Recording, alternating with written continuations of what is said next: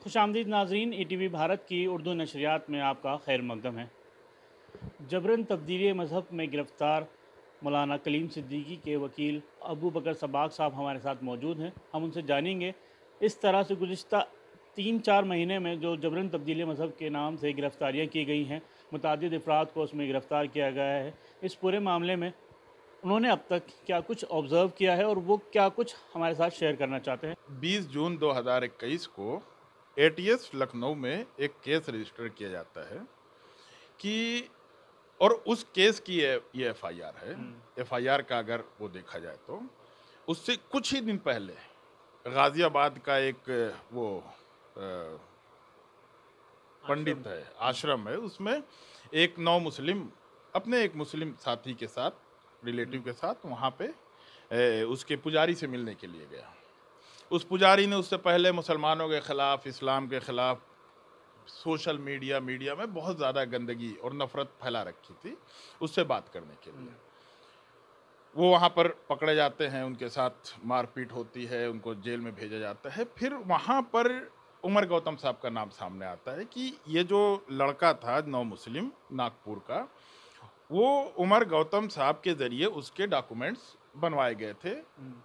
इस्लाम वो पहले से कबूल कर चुका था। उसमें फिर डॉक्टर उमर गौतम साहब और जहांगीर साहब का को अरेस्ट किया गया। जिस राजू यादव का तस्करा इन्होंने किया है, उसको और उसके बेटे को एज ए विक्टिम स्टेटमेंट देने के लिए एटीएस के जरिए बुलाया जाता है कि उनका बेटे को का धर्मांतरण करा दिया गया।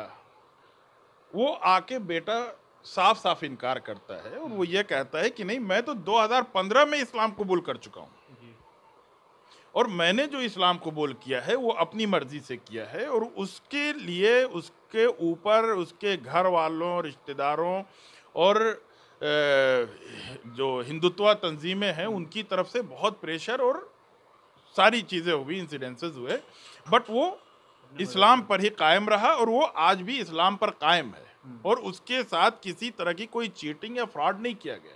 कानून की अगर हम बात करें, जैसे आपने जिक्र किया, तो कौन कौन सी आर्टिकल्स हैं जिनके ज़रिए हमें ये आज़ादी मिलती है कि हम अपने मज़हब को लेकर तबलीग का काम कर सकते हैं या मतलब लोगों में उसकी तरवीज कर सकते हैं। दस्तूर की आर्टिकल 25 ये कहता है कि हर शहरी को हिंदुस्तान में ये बुनियादी हक, सिविल राइट, फंडामेंटल राइट ये दिया जाता है कि वो अपने मज़हब के मामले में खुद अपनी चॉइस रखे, अपनी उसकी अंडरस्टैंडिंग हो, जिस मज़हब को वो बेहतर समझता हो उसको फॉलो करे और उसको दूसरों प्रोपेगेशन जहाँ तक है मज़हब का, कि उस मज़हब की अच्छाइयाँ, खुसूसियात, उसकी जो कैरेक्टरिस्टिक्स है, जिसको देखकर वो इस्लाम में दाखिल हुआ है, उसको दूसरों तक पहुंचाने की पूरी पूरी आज़ादी रखता है।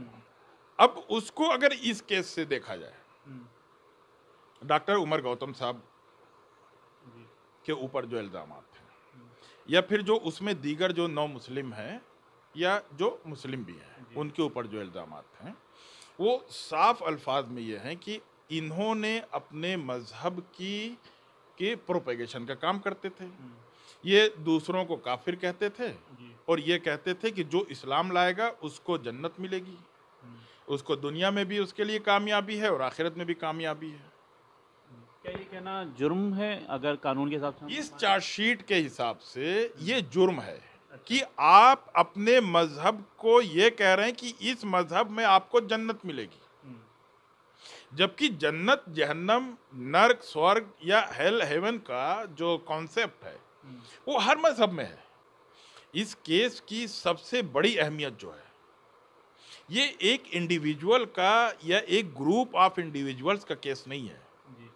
ये मुकदमा अब हिंदुस्तान में मजहब की आज़ादी और जो दस्तूर ने जो हुकूक दिए हैं उन हुकूक का फ्रेमवर्क क्या है, ये मुकदमा उस फ्रेमवर्क को डिसाइड करने जा रहा है। ये मुकदमा बताने जा रहा है कि अब हिंदुस्तान में जो मजहब की आज़ादी है वो क्या है, उसकी क्या डिफिनीशन है। पिछले साल हमने देखा जब कोरोना शुरू हुआ तो तबलीगी जमात को एक तरह से टारगेट किया गया। उसके बाद अब ये तरवीज को लेकर कहा जा रहा है, क्या आइंदा दिनों में यह मुमकिन होगा कि मुसलमान ये कोई भी धर्म अपने मज़हब को लेकर तरवीज करे या इशाअत उन अपने लिटरेचर तकसीम करे?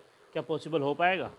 देखिए, इस केस में भी बहुत से जो एक्यूज पर्सन हैं, मुलजिमीन हैं, उनसे ये सवाल किया गया कि आपके प्रोग्राम में फ्री में जो है कुरान का हिंदी अनुवाद बांटा जाता था, आप जो है वो दावत का तालीम। अब एक ये बहुत ही बेसिक जो नया कानून जो बना है उत्तर प्रदेश के कन्वर्जन लॉ कि आप किसी तरह की लालच नहीं दे सकते हैं। अब वो बहुत वेग है, उसको आपको डिफाइन करना पड़ेगा। इन लोगों में ये इल्ज़ाम है कि ये जब मुसलमान हुए तो इनकी नौकरी लगवाई, इनकी शादी करवाई, या इनको 2,000-5,000 रुपए की मदद की गई। जिन लोगों को भी इन्होंने बनाया है मुलजिम कि ये गलत तरीके से इस्लाम में दाखिल हुए या जिनके बयानात लिए हैं, किसी ने भी ये नहीं कहा है कि जबरिया मुझको मुसलमान बनाया गया। तो अभी तक कोई ऐसा विटनेस नहीं है। मतलब आप खुद सोचिए, मैं जबरदस्ती आपको मैं कैसे किसी को या कोई भी किसी को मजहब कैसे तब्दील करा सकता है? ये जो एक पूरी डेफिनेशन जो तैयार करके लोगों के ज़हन दिमाग में जो डाली गई है जबरिया, वो एक बहुत ही डरावना खेल है। उस खेल को समझने की जरूरत है। मतलब आप एक आम शहरी को आप ये बताना चाहते हैं कि मुसलमान जबरिया मुसलमान बना रहे हैं। मानते हैं कि आप यूपी का इलेक्शन का बहुत बड़ा किरदार है इस पूरे मामले में?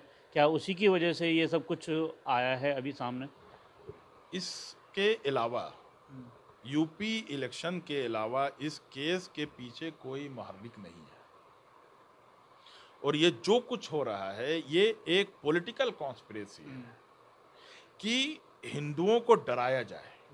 तो ये जो खौफ है ना धर्मांतरण का, जबरिया धर्मांतरण, ये वहीं से कहीं ना कहीं लिंक होता है। एक्सपर्ट अगर हम आपसे बात करें तो क्या ऐसा मुमकिन है भारत में किसी को जबरन इस्लाम कबूल कराया जा सके? ये हर इंसान ये आज मतलब सोच के देखे, उसको समझ में आएगा कि ये जबरिया धर्मांतरण कैसे हो सकता है। भाई मैं क्या खाना चाहता हूं, मैं क्या पहनना चाहता हूं, कोई जबरिया जब ये नहीं कह सकता है तो मैं पूरा पूरा धर्म भाई पॉलिटिकली आप किस पार्टी को वोट देंगे, ये जबरिया आज के जमाने में नहीं किया जा सकता है। तो धर्मांतरण कैसे मुमकिन है? क्या इस केस को आप देखते हैं तो आपको क्या क्या लूप होल्स नज़र आते हैं जिसकी वजह से ये क्लियर हो जाता है कि ये कोई केस ही नहीं बनता है? या मतलब देखिए, पूरी चार्जशीट में सिवाय मुलजिमीन के पुलिस कस्टडी में लिए हुए बयानात के अलावा कुछ नहीं है। धर्मांतरण का भी कोई ऑफेंस नहीं बनता है। इनके ऊपर पहले चूंकि एटीएस को इन्वॉल्व कर दिया गया, तो लोगों ने ये सवाल किया कि भाई एंटी टेररिस्ट स्क्वाड एटीएस, तो ये तो आतंकवाद के केसेस देखती थी, इसका धर्मांतरण में क्या लेना देना है? लेकिन चूंकि सेंट्रल गवर्नमेंट एनआईए को इस्तेमाल कर चुकी थी लव जिहाद में, इसलिए उन्होंने एटीएस को कर दिया। उनके पास एटीएस थी। अब सवाल ये आया कि भाई एटीएस का क्या काम इसमें, तो उन्होंने उसमें 121A और 123 लगा दिया। 121A 123 मुल्क के खिलाफ जंग करने का कानून का जुर्म है। अच्छा। क्योंकि वो एटीएस को जस्टिफाई करना चाहते थे। ये एफआईआर में सेक्शंस नहीं है, ये बहुत बाद में कई महीने के बाद इन्होंने उसको लगाया, शामिल कर दिया महीनों बाद।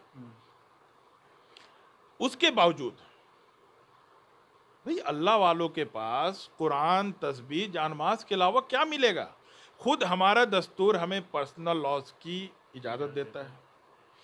शादी, ब्याह, वरासत, गिफ्ट, इन सारी चीज़ों में शरई कवानीन, खुद हिंदुस्तानी कवानीन, और ये पर्सनल लॉज सिर्फ मुसलमानों के नहीं है, सबके हैं पर्सनल लॉज।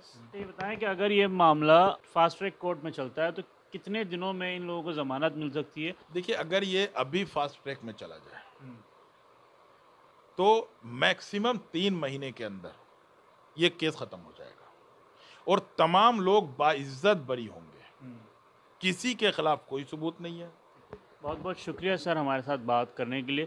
तो ये थे एडवोकेट अबू बकर सबाग साहब, जिनका साफ कहना था कि इंसाफ तो मिलेगा, लेकिन अगर उसमें वक्त लगता है तो उससे जो जो इंसाफ मिलने की जो रूह है वो फना हो जाती है।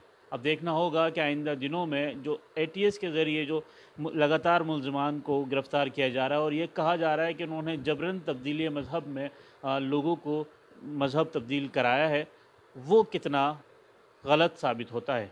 ईटीवी भारत के लिए दिल्ली से मोहम्मद राहिम।